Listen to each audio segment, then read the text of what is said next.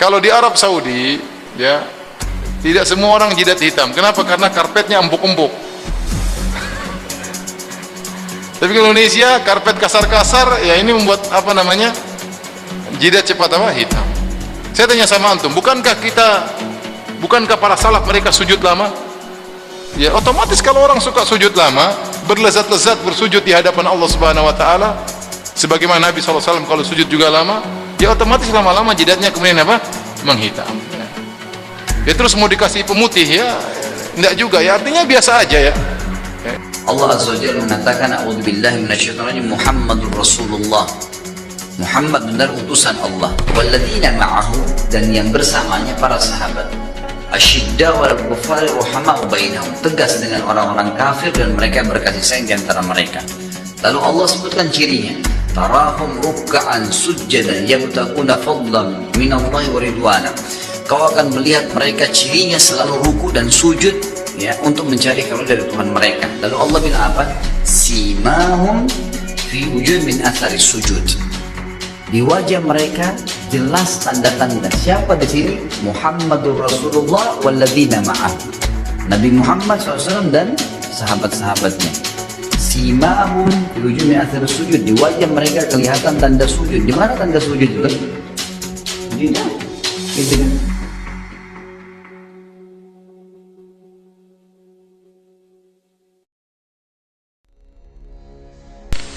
Yang bersama Nabi di antara sama kaum muslimin penuh kasih dan cinta, tapi dengan musuh Allah, dengan kafir, tegas keras. Tarahum ruk'an sujjada yabtaghuna fadlan minallahi wa ridwana, mengharapkan keridhaan Allah, mengharapkan karunia dari Allah. Tarahum, ya, kamu melihat mereka. Simahum fi wujuhi min athari sujud, dari wajahnya akan terlihat bekas sujud. Ahli tafsir menjelaskan bekas sujud ini bukan jidat hitam. Dahi hitam itu tidak harus selalu menjadi pertanda orang yang benar sujudnya. Simahum fi wujuhihim min athari sujud. Orang yang sujudnya benar itu bagaimana cara mengeceknya? Selain nanti, maaf, ada tanda-tanda yang tadi saya sebutkan, nilai-nilai kebaikan disebutkan langsung oleh Quran. Simahum fi wujuhihim min athari sujud. Ada bekas sujud nampak di wajah mereka. Ingat baik-baik, yang hitam itu di mana tadi posisinya? Kening, sementara Quran menyebut wajah. Wajah.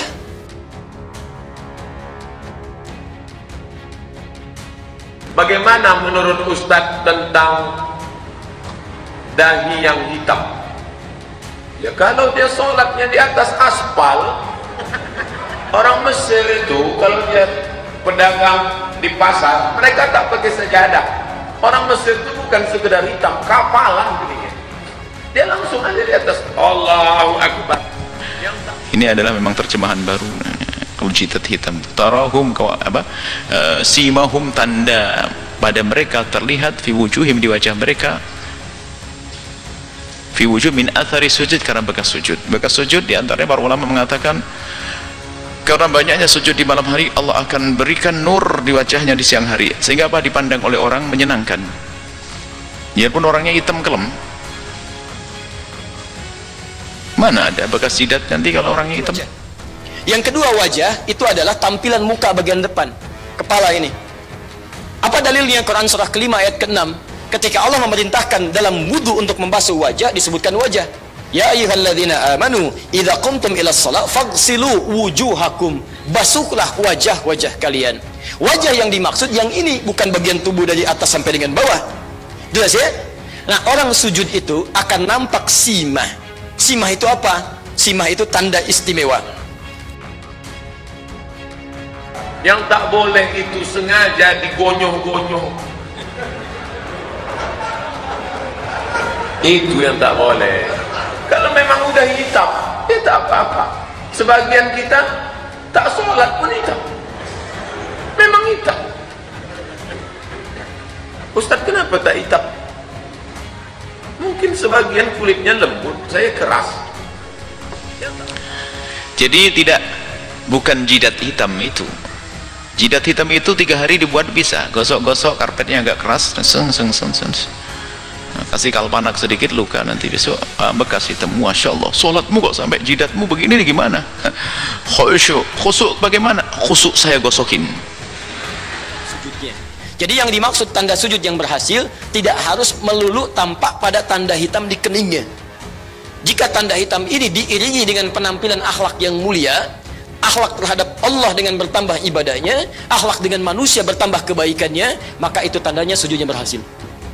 Tapi kalau misalnya tanda keningnya ada hitam secara fisikal, tapi tidak diiringi dengan tanda akhlak yang mulia, maka kemungkinan besar itu hanya muncul pada akibat-akibat fisik dari lama saja sujud.